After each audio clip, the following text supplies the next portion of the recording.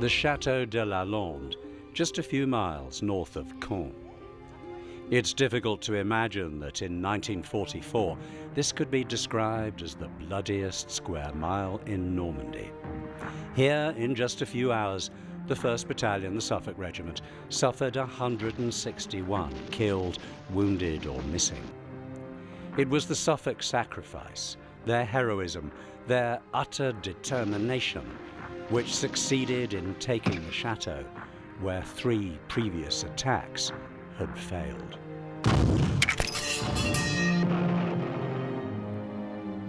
The chateau was certainly the worst experience for the Suffolks in the whole campaign. I nearly had it there. I was lying in this crawl trench and I felt all this dirt and that fly over me, and there's a shell right beside me. When I got up, they left me there for dead.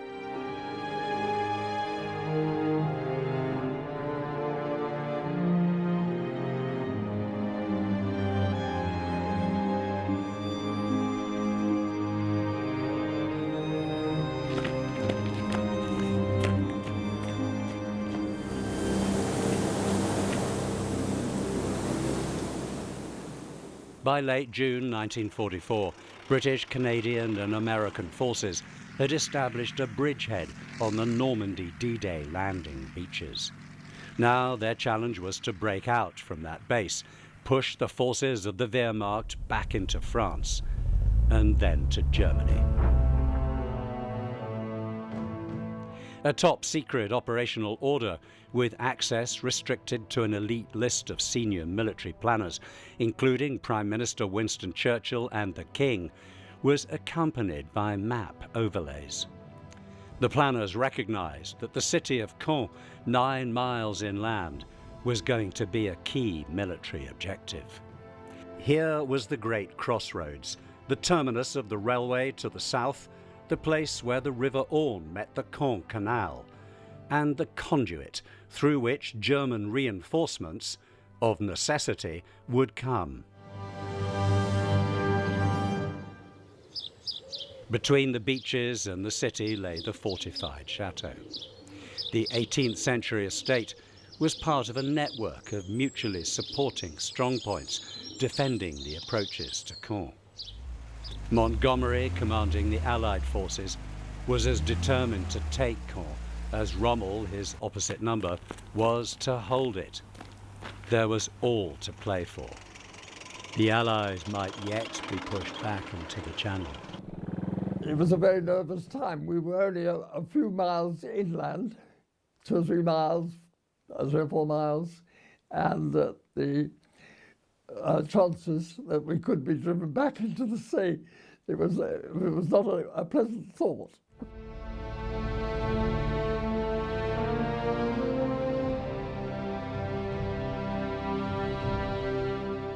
The strategic significance of the chateau was, at first, not apparent to the Allies.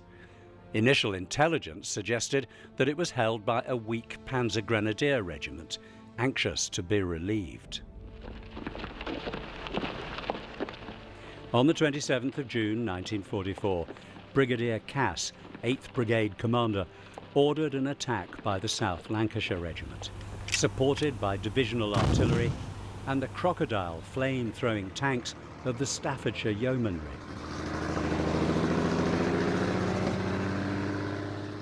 First Suffolk's role was to pass through the South Lancs once they'd taken the chateau and capture Epron, 1,000 yards beyond, towards Caen. Although the South Lancs reached the wood adjoining the chateau, resistance was very fierce and heavy casualties sustained. After a second attack failed and a crocodile was blown up, the 4 companies of the South Lancs were withdrawn to La Londe. This was less than a mile north of the chateau. It was becoming clear that the chateau was going to be a much tougher nut to crack than initially supposed. It was a natural defensive position,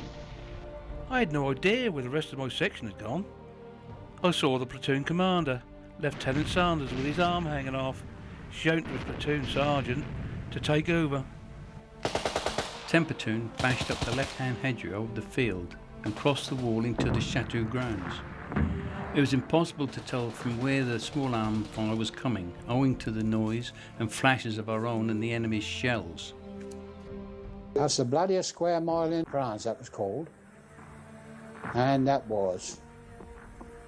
It was terrible. You didn't know which one. See, you didn't know what was what. You didn't know where you was fighting. Could be easy fighting your armed chaps. That was a terrible. The combination of the machine gun fire, the artillery fire, the darkness, the smoke and all the rest of it meant that the people who got to the perimeter were obviously, they'd had taken a lot of heavy casualties. They were also totally disorganised. Some of the accounts from people subsequently were saying, people were going forward as individuals here and there, just making their way forward through this chaos.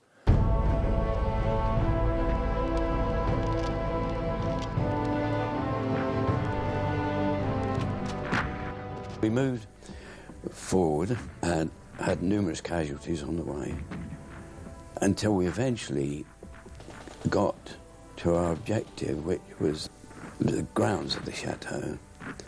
And by then, I think I was the only section in 13 platoon. By 0530, remnants of both B and C companies had reached their objectives close to the chateau or in its grounds. They began to dig in. Major McCaffrey fired the success signal of 2 green lights calling for reinforcements. Now, though, the Panzer's counterattack began.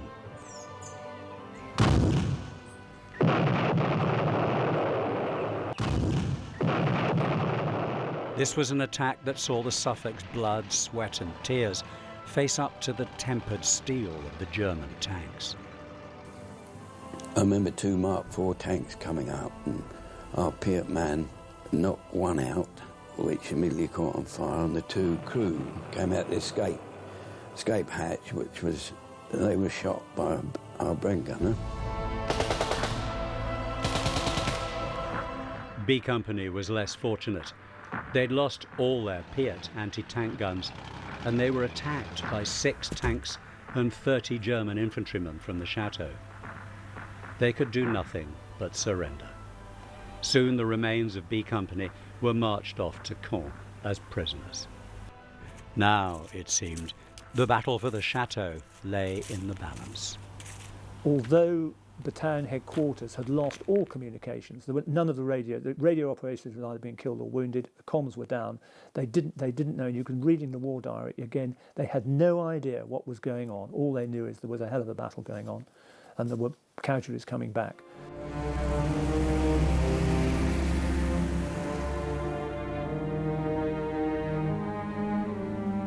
There remained D Company under Major Claxton, which had been held in reserve at La Londe. At 0530, Gough sent these brave men of the Suffolks into the attack. At first, all went well as the company followed behind the East York's reinforcements, going up to La Petite Londe, the country house a few hundred yards away from the chateau. They'd just started to dig in, west of some farm buildings, when the German artillery opened up with a tremendous salvo.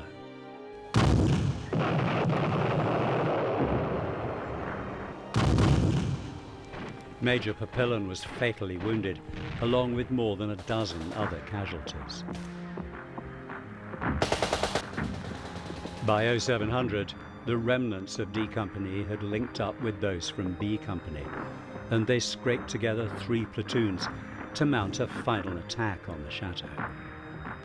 Lieutenant Hemingway had just reached the objective, and amidst a rain of shells, mortar bombs and machine gun fire from the 2 tanks, firing at 50 yards range, he stood up and put us into firing positions.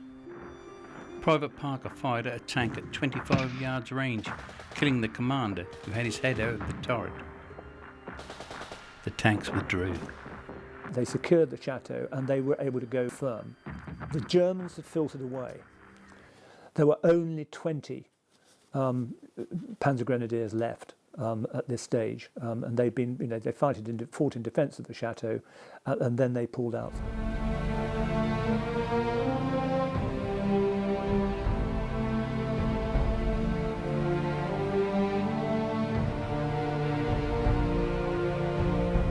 We had 160 casualties in that morning, from the time of the attack until we captured it.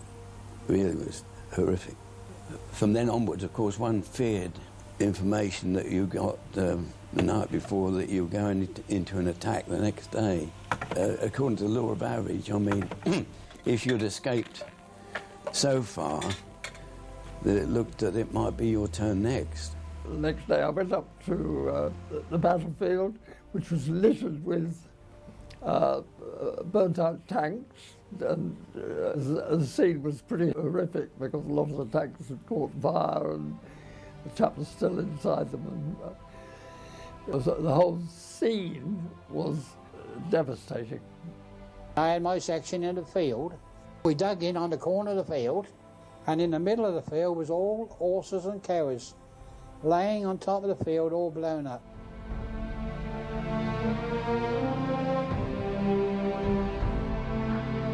Shelling, machine gun and mortar fire continued through the remainder of the 28th of June. It tailed off only gradually over the next few days. The fire continued to take its toll of casualties. On the day itself, the 28th, the Suffolks incurred losses amounting to 161, all ranks killed, wounded or missing. That used to make you feel really bad to think that, there was some that never come home at all. Some that got hit and lost a limb and all sorts. It was really heartbreaking at times.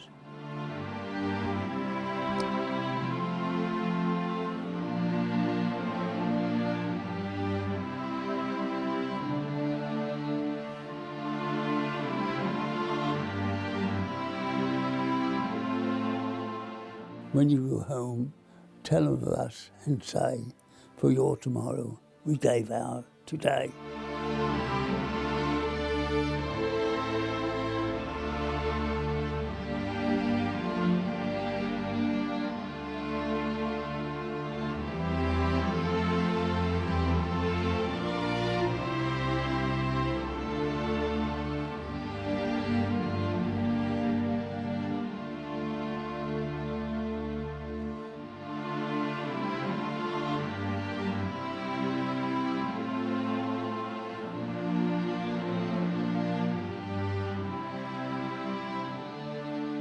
The Suffolks had indeed suffered heavy losses. It was clear that the German defensive positions around Caen would only be taken by hard, resolute infantry fighting, supported by tanks and artillery. The regiment's attack on Chateau de La Londe had been a heroic achievement. It was also a testament to its belief in the necessity of sacrifice to win the day. The Suffolks did very well, and they managed it just by being stubborn and living up to the regimental tradition of stabilis, steady under fire. The conclusion of the battle for the chateau gave us, the Suffolks, a great feeling of its success, and that we could match the Germans in our ability. And morale was high in that we had achieved our success there. And of course, in taking the chateau, the Suffolks had broken into the outer defences of Caen. But further hard fighting would be needed before Caen was finally liberated. 3 weeks later, Caen fell to Allied forces. It was not the beginning of the end, but it foreshadowed the end of the beginning of the story of the Second Front. For the Allies, the breakout from the D-Day bridgehead now beckoned.